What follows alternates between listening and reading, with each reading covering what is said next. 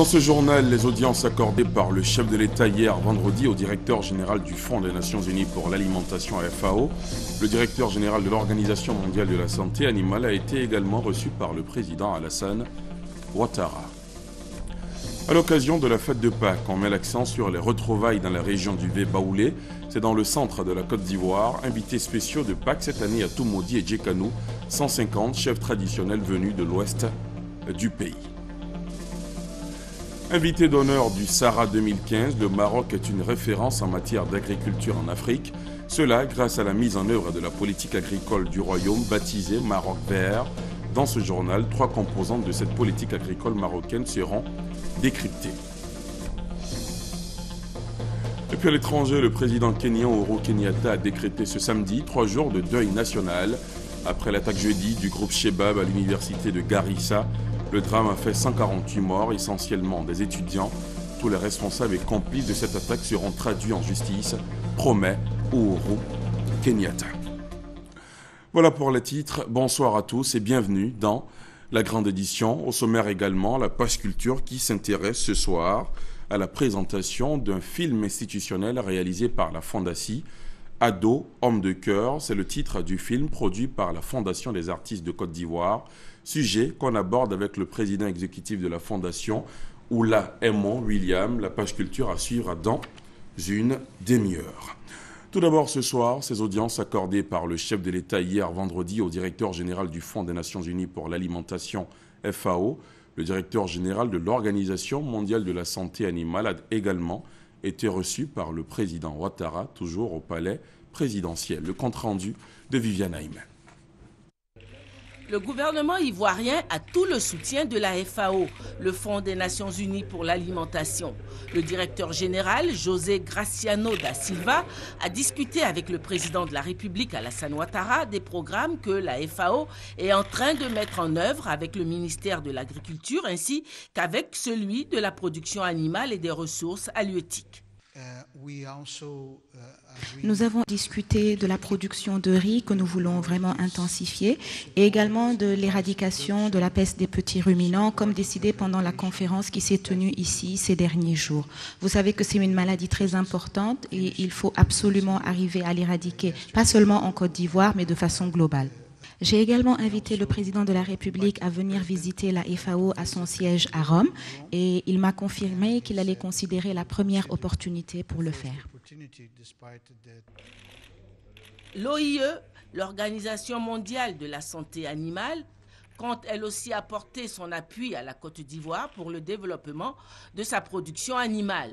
Son directeur général Bernard Vallée, qui vient de participer à la conférence mondiale sur le contrôle et l'éradication de la peste des petits ruminants qui vient de se tenir du 31 mars au 2 avril ici à Abidjan, a exprimé au président de la République ses félicitations pour le succès de cette réunion d'Abidjan. Cette conférence mondiale a lancé la campagne mondiale d'éradication. Elle a adopté les méthodes scientifiques pour le faire. Et tous les partenaires financiers au développement qui étaient là également ont exprimé leur appui. Donc c'est un grand succès et on s'en félicite.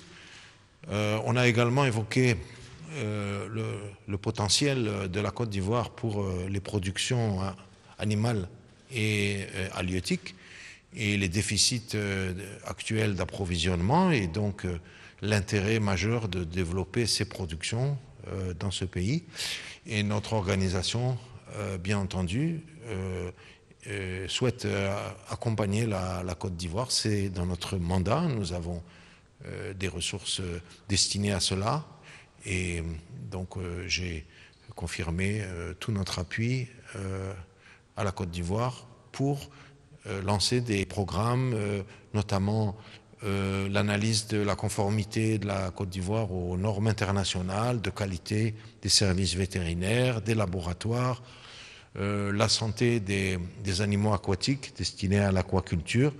Et donc nous allons renforcer cette coopération et nous espérons que ça portera rapidement ses fruits. L'Organisation mondiale de la santé animale est une organisation intergouvernementale chargée d'améliorer la santé animale dans le monde.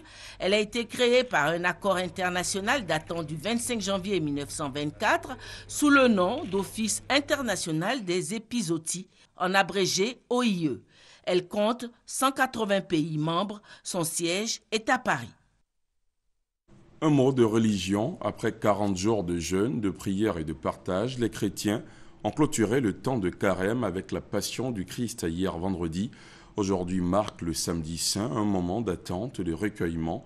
La célébration devrait se poursuivre cette nuit avec la veillée pascale. Et justement, à l'occasion de cette fête de Pâques, on met l'accent sur les retrouvailles dans la région du Vé-Baoulé. C'est dans le centre de la Côte d'Ivoire. Les fils et filles de ces régions ont pour habitude de se retrouver en période pascale en vue de parler développement local. Dans la région du Bélier, par exemple, précisément à Toumodi et Djekanou, la fête de Pâques ou encore Pakinou, un pays baoulé, a enregistré l'invitation spéciale de 150 chefs traditionnels venus de l'ouest du pays, une manière de renforcer la cohésion et établir un cadre de concertation avec les chefs du Grand Centre. Franck Quadio. Ambiance de Pâques à Toumodi, gare pleine de voyageurs à destination des différents villages de la région.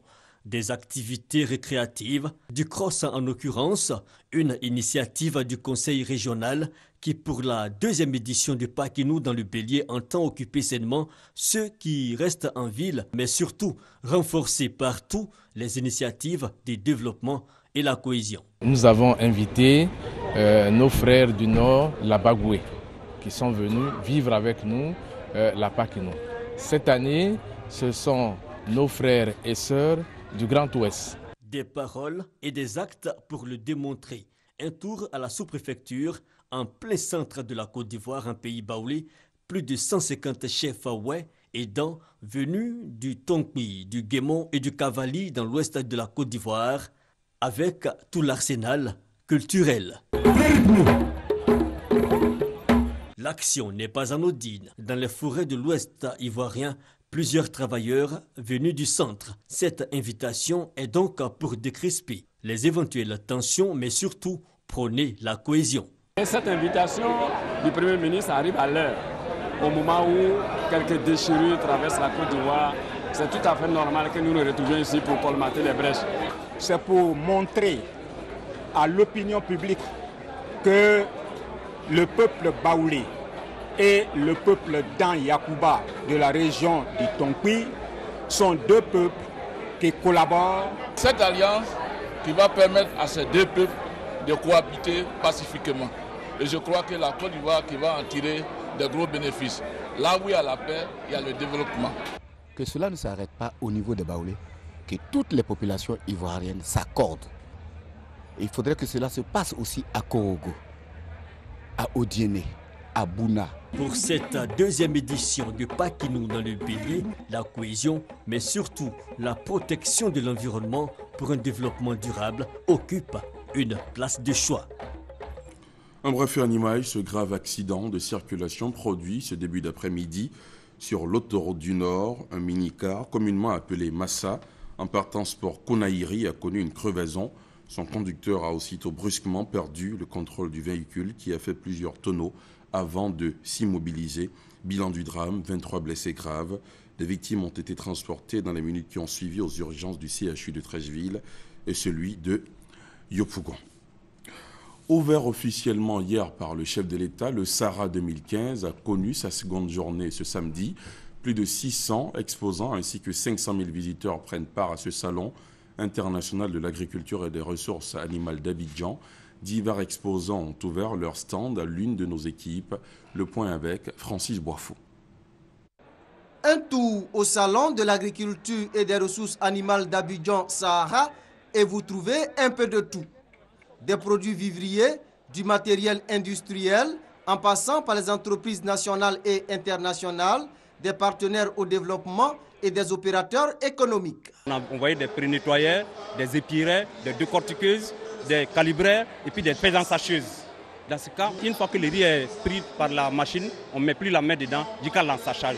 On les attend pour qu'ils puissent faire l'effort pour pouvoir acquérir le maximum de matériel agricole pour moins se fatiguer. à côté des hommes d'affaires, des agriculteurs à la recherche de partenaires. Nous sommes là en ce moment au Sahara pour trouver des partenaires qui vont nous aider à avoir des semences de qualité pour augmenter nos productions et surtout nous aider à transformer nos produits et à les commercialiser. Le Sahara 2015, c'est aussi l'exposition d'une variété d'animaux locaux et étrangers. On a vu des Montbéliards, des Holstein, on a vu également des limousines qui sont arrivées de France. Déjà, c'est un grand acquis de savoir que le salon de Paris a été transposé au niveau de la Côte d'Ivoire. Nous avons aussi la participation de beaucoup de pays. Des visiteurs impressionnés par la masse des animaux, des jeunes diplômés cherchant à nouer des contacts pouvant déboucher sur des emplois. Le Sahara 2015 court jusqu'au 12 avril prochain. Ce Sahara, c'est aussi l'occasion pour toutes les délégations venues d'Afrique et d'Europe de nouer des contacts d'affaires. Aussi, l'une des caractéristiques de ce salon reste l'accroissement des investissements dans le secteur en Côte d'Ivoire. Hugues Veblé. Le salon de l'agriculture et des ressources animales d'Abidjan s'y côtoie des professionnels du monde de l'agriculture de façon générale, avec un objectif commun, faire de bonnes affaires. La Côte d'Ivoire, on a coutume de dire que notre développement, notre réussite est reposée sur l'agriculture, mais il fallait une plateforme de promotion réelle du savoir-faire ivoirien. Et le Sahara est bien arrivé. De Côte d'Ivoire, du Burkina Faso, du Niger, du Maroc, de France, mais aussi de plusieurs autres pays, les exposants ont répondu présents à l'appel des organisateurs du Sahara. Nos attentes de ce Sahara, vraiment, c'est de faire d'abord découvrir les produits naturels maliens aux Ivoiriens. Ça, c'est le premier point. Le deuxième point aussi, on cherche à avoir des représentations. On a eu l'occasion d'échanger avec beaucoup d'institutions internationales, avec beaucoup de partenaires financiers. Vraiment, c'est une très, très, très grosse opportunité. Nous sommes un groupe qui exporte partout dans le monde des produits de conserve de sardines ainsi que d'autres produits. C'est un petit peu ici l'opportunité pour nous d'avoir des contacts, d'avoir des partenaires à l'aide du gouvernement ivoirien et du gouvernement marocain. Je viens de la France et là le but c'est de développer un peu plus au niveau du séchoir et du stockage. En toute sincérité, les premiers jours, dans toutes les foires, j'ai fait d'autres pays et tout, c'est jamais le total. C'est pas la foule qui fait la qualité. Et on a eu quelques contacts de qualité, donc on est content quand même. Le Sahara, qui ouvre ses portes de 9h à 19h, est ouvert jusqu'au dimanche 12 avril. Et vous le savez, l'invité d'honneur de ce Sahara 2015, c'est le Maroc, une référence en matière d'agriculture en Afrique. Cela grâce à la mise en œuvre de la politique agricole du royaume, baptisée Maroc Vert. 3 composants de cette politique agricole marocaine ont particulièrement attiré l'attention de Noël Niagno. D'abord, le label produit du terroir, ensuite la maîtrise de l'eau, enfin l'attractivité des jeunes à la chose agricole. Décryptage. Là, c'est le Maroc, dans son expression culturelle doublée de celle de son agriculture. C'était du 21 février au 1er mars, au Salon international de l'agriculture de Paris. Un mois plus tard, à Abidjan, le Maroc est encore là. Invité d'honneur du Sahara, Salon de l'agriculture et des ressources animales d'Abidjan, pour donner de la visibilité à sa culture et à son agriculture à travers ses produits labellisés, produits du terroir. Le produit terroir, donc c'est un produit qui est produit dans un territoire délimité spécifique et qui est issu d'un savoir-faire ancestral de la part de cette population qui vit dans ce territoire délimité. Donc on peut trouver différents types de produits de terroir, des appellations à ces produits, donc tout ce qui est relatif au label. Comme on le voit, plus de 200 produits sont concernés, avec une vingtaine porte-étendards de ces produits, tels le safran et l'huile d'argan. Tout cela fruit du labeur des agriculteurs marocains, porté par la politique agricole baptisée Maroc Vert. Une politique qui s'est donné les moyens d'apprivoiser l'eau et d'intéresser les jeunes à la chose agricole. L'économie de l'eau, c'est une superficie de plus de 550 000 hectares. Et l'économie de l'eau, ça se décline comment sur le terrain? Ça se décline par la reconversion de l'irrigation gravitaire en irrigation localisée, ce qui permet d'économiser plus de 30 à 40% d'eau et bien sûr une meilleure production. Le programme de l'apprentissage des fils des agriculteurs, qui est un programme très ambitieux, qui a été lancé par le gouvernement et mis en place par le ministère de l'Agriculture et qui vise à renouveler les générations dans le monde rural et à former les fils d'agriculteurs pour qu'ils puissent prendre en charge les exploitations agricoles. Le reflet de la politique du Maroc, le PNIA, Programme national d'investissement agricole 2012-2016, avec comme résultat déjà la création d'emplois, plus de 600 000, et le doublement des cultures de rente et du vivrier. Leur voix ne porte pas souvent, à la limite ils n'en ont presque pas, qu'ils soient du secteur vivrier ou du secteur des cultures pérennes. Les petits producteurs rencontrent au quotidien bien de difficultés et ont du mal à se faire entendre. Ce Sahara 2015 serait une aubaine favorable pour donner de la voix. L'une de nos équipes est allée à leur rencontre, le témoignage de Jean-Luc Bangbo. Ernest Danko, à peine sorti de l'adolescence, a trouvé sa voie. Depuis 2 ans, il s'est investi dans le vivrier. C'est à la périphérie de Dabou qu'il a installé sa ferme de culture maraîchère d'environ 1 hectare. Une activité qui nourrit son homme, selon le jeune homme, malgré les difficultés qu'elle renferme. Le maraîcher est vraiment plus rentable par rapport aux activités que j'avais dans le temps passé. On peut faire en moyenne 15 et en maximum 20 à 22 sacs de 50 kilos. Voilà, ce qui arrive à approvisionner le marché de Dabou en aubergine et souvent même nous envoyons aussi sur Abidjan. Si Ernest Danko peut se targuer d'approvisionner le marché de Dabou et d'Abidjan, Soro Sanga et Dion Simon, tous deux riziculteurs, produisent pour nourrir les familles et subvenir à leurs besoins. Ça me permet déjà de nourrir ma famille et de subvenir déjà à mes petits besoins. Je pense que déjà ça, c'est déjà le minimum. Ça arrive tout justement à ce que j'ai donné manger à mes enfants, puisqu'il n'y a pas les matériels pour travailler. On se débrouille avec la machette, avec la daba. Donc on n'arrive pas à faire le grand champ pour dire qu'on va prendre aussi pour vendre. Qu'ils produisent pour leur propre consommation ou pour approvisionner les marchés du vivrier, ces petits agriculteurs vivent les mêmes difficultés. Ils sont encore à l'aide de la machette et de la daba. C'est vraiment un gros problème pour nous. Nous avons besoin de systèmes d'irrigation, ce qui est vraiment difficile pour avoir à cause des moyens. Avec la mer, ça nous fatigue. Moi, par exemple, cette année, mon mari n'était pas là. Il vient d'arriver. Tout le coin que vous voyez là, c'est moi j'ai pris la machette pour faire avec la daba. Donc, quand c'est comme ça, ça fatigue. Pour ces petits producteurs, le salut ne peut venir que de l'État et des pouvoirs publics. C'est pourquoi ils placent un grand espoir dans la tenue du Salon de l'agriculture et des ressources animales d'Abidjan, Sahara. On attend que les gens vraiment pensent à nous, qu'ils n'organisent pas seulement des grands trucs comme ça pour ceux qui ont les moyens et être seulement là-bas à Abidjan, qui pensent à nous qui sommes sur le terrain. Nous, on veut vraiment qu'on ait des machines pour pouvoir vraiment rendre le Sahara plus grand. Outre le déficit de moyens, de formation et d'encadrement, les petits producteurs doivent faire face aujourd'hui à la rareté des terres cultivables. Autant de difficultés pour lesquelles ils espèrent voir des solutions surgir au thème du Sahara.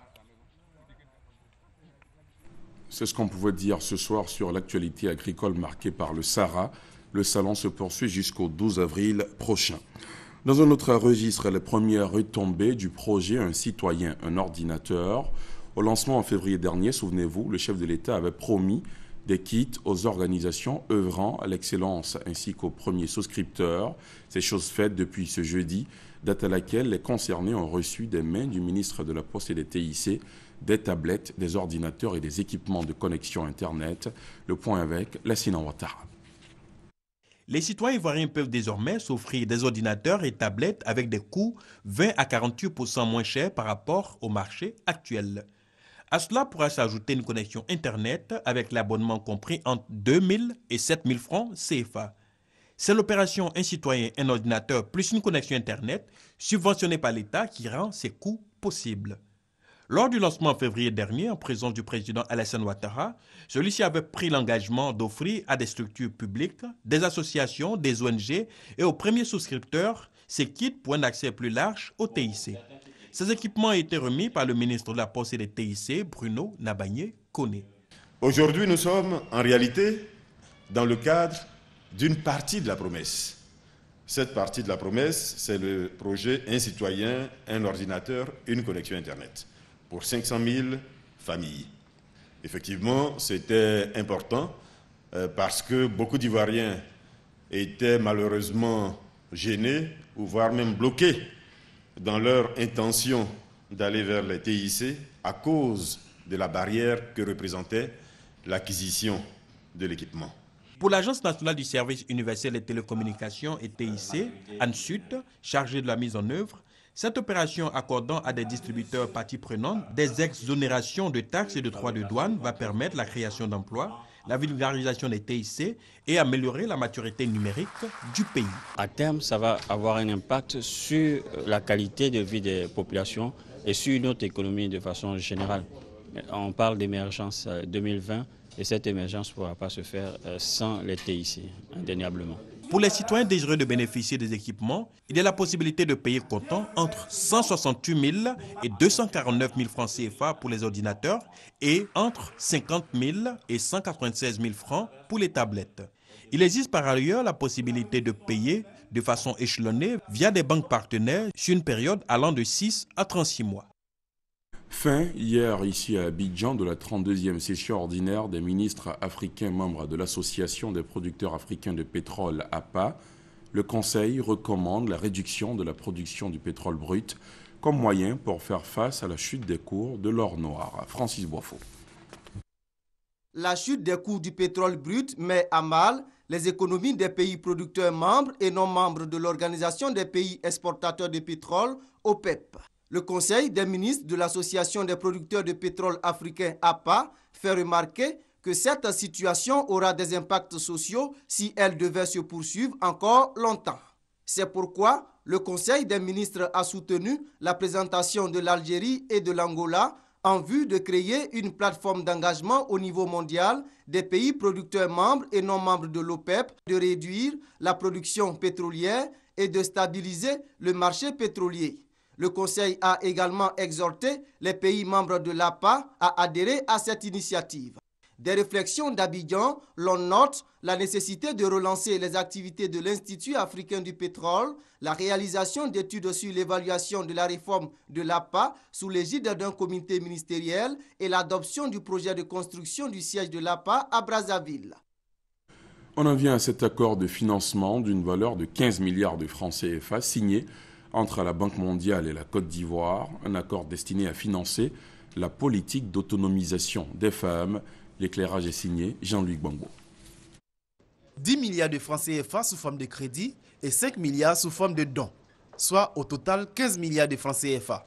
C'est la contribution de la Banque mondiale à la mise en œuvre du projet régional intitulé « Autonomisation des femmes et dividendes démographiques au Sahel ». Cet appui financier vient en soutien à deux groupes que sont les jeunes et les femmes.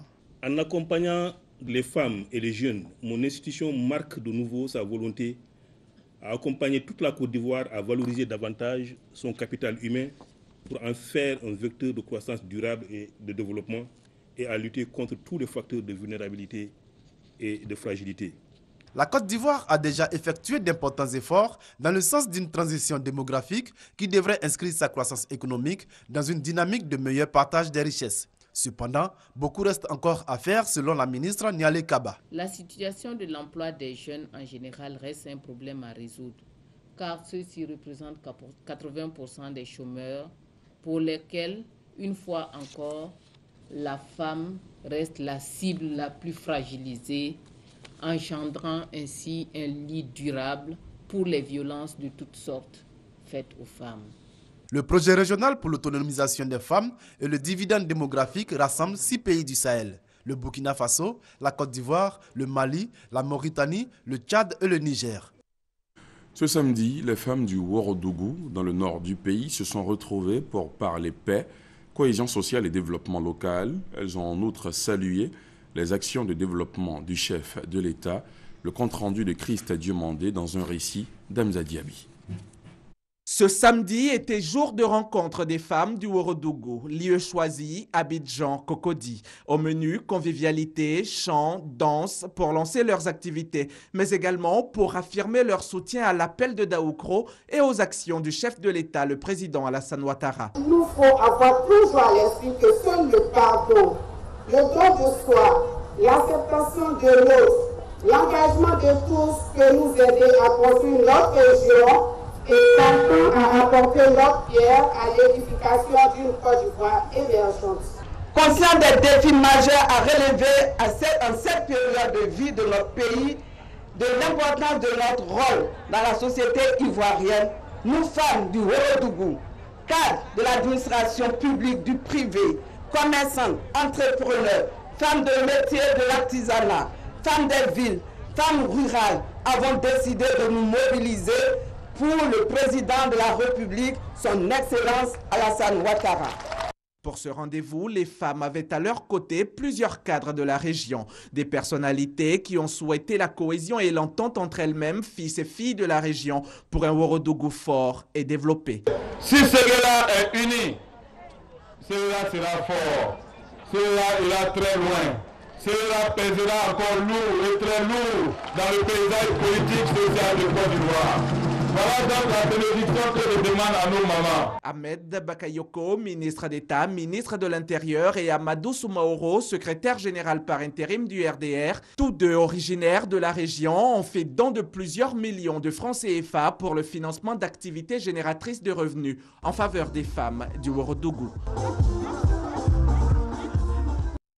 L'actualité politique ce samedi, c'est aussi cette double cérémonie organisée par le conseil départemental du Rassemblement des Républicains dans la commune de Koumassi, une cérémonie dite de réconciliation, aussi marquée par la remise des clés du siège réhabilité du parti à Koumassi.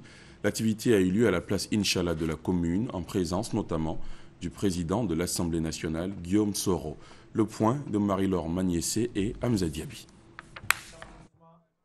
Abidjan, Koumassi, place Inch'Allah ce samedi. L'heure était à la réconciliation et à l'inauguration du QG du RDR, fraîchement réhabilité. Pour l'occasion, 170 coordinations se sont mobilisées avec pour objectif principal l'entente entre les militants RDR de Koumassi, autrefois divisés. Mon mot, c'est d'abord un mot de remerciement à toute la population de Koumassi qui a accepté de taire les querelles intestines, malheureusement, qui nous ont divisés. Pour le secrétaire départemental du RDR, ce qui reste à faire, c'est s'unir et dialoguer.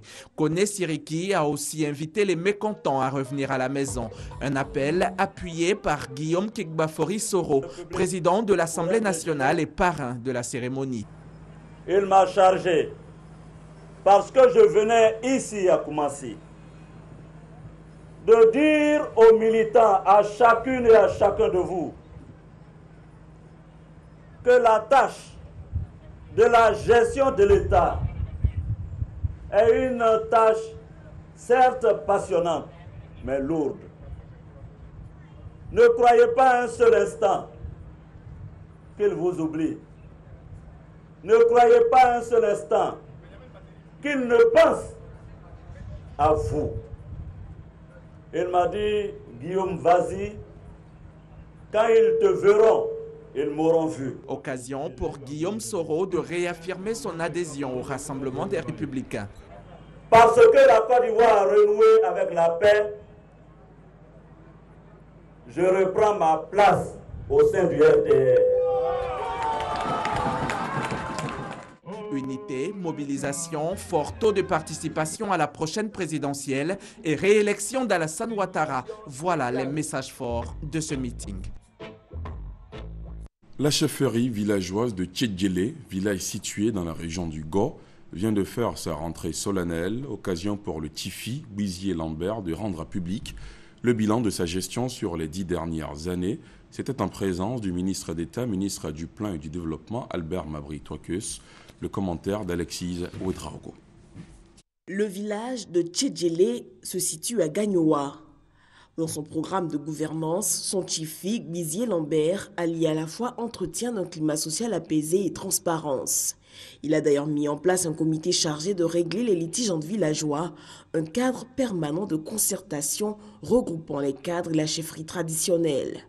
Le bilan de la gestion des administrés pour l'exercice 2010-2014 indique que le village souffre d'un manque d'infrastructures pour lui permettre d'amorcer son développement. Ce message a été porté au ministre d'État, ministre du Plan et du Développement, Albert Mabry-Touakeus, parrain de la rentrée officielle de la chefferie traditionnelle du village. Il a promis relayer ce message au président de la République. Le président Alassane Ouattara est au travail et il m'a dit de vous dire que personne ne sera oublié dans le partage des gains communs que nous avons réalisés ensemble. Et je verrai à ce que la région de l'Ouest, Gagnoa en particulier, ne soit pas oubliée. Le ministre d'État, ministre du Plan et du Développement, a été fait chef honoraire du village de Tidjélé. Il a été baptisé Chifi Bouamadou. Notons que plusieurs rois et chefs traditionnels, dont ceux de la région du Tonkpi, ont pris part à cette cérémonie.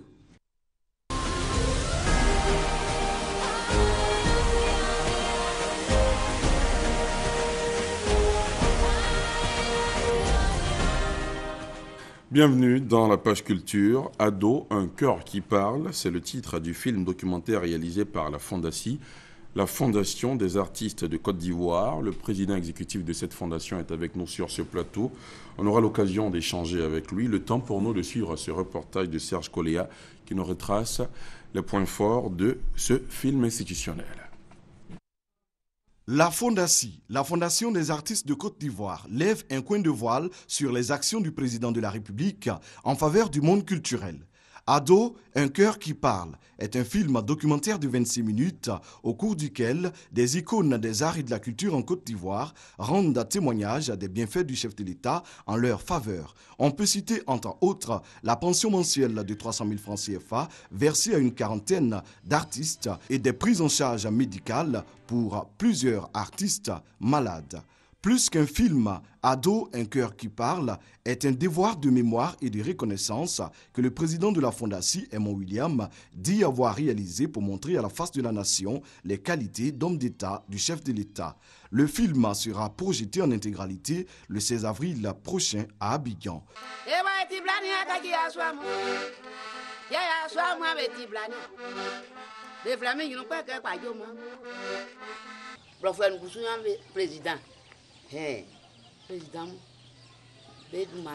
Une tournée nationale est prévue à partir du 23 avril à l'intérieur du pays pour montrer comment le chef de l'État a restauré la dignité des artistes de Côte d'Ivoire.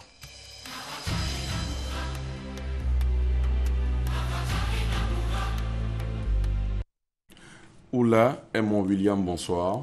Bonsoir, M. Ali. Vous êtes le président exécutif de la Fondasi.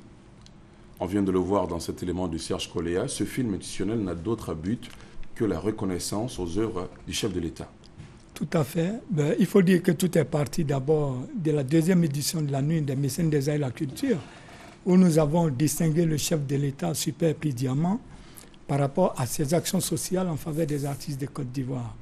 Il faut dire que ce comité scientifique présidé par M. Norbert Etrani, lui-même artiste que tout le monde connaît, un grand commis de l'État aussi, qui a présidé ce comité scientifique.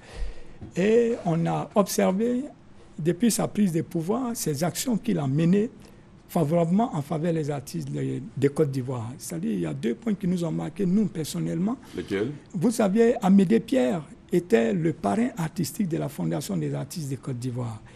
Et le vieux, depuis sa maladie, jusqu'à son enterrement, il faut dire que le président de la République nous a fait honneur. Je me rappelle, j'étais avec monsieur le ministre Bandama Maurice et monsieur Ken Adamo, président de l'UNARCI, au domicile du doyen Amédée Pierre lorsqu'il était malade.